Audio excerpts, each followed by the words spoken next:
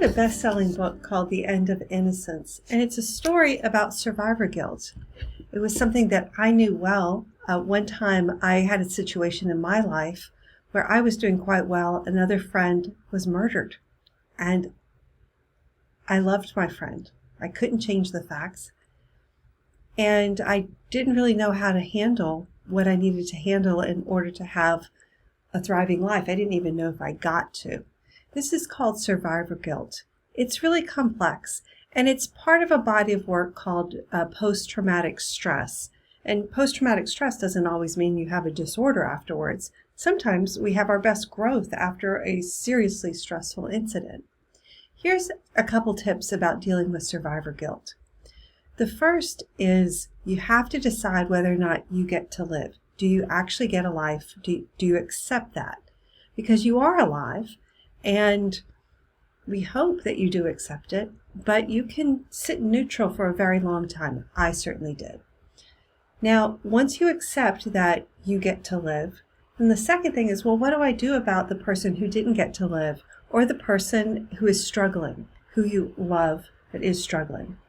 Well, first of all, I think that you have to grieve about it. It's sad that they're struggling. It's also uncomfortable that you can't share those feelings with them because you're not struggling. So there is some level of grief and naming that is helpful in helping you accept the reality of that situation. Now, the second thing is that even though we love them and want what's best for them, we can't be them. And that's where we often get into problems. We want to sit with them in their grief, not go forward until they can go forward. But that actually doesn't help anybody. It doesn't help them. Sometimes it actually makes them feel somewhat awkward.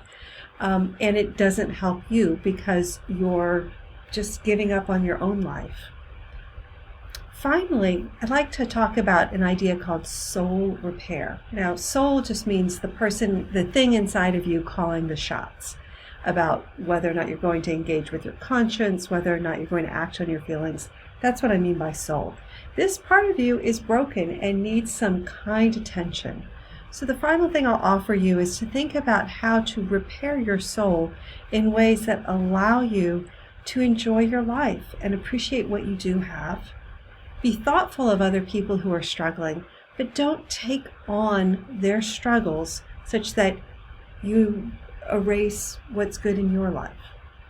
Here's wishing you well. Take care.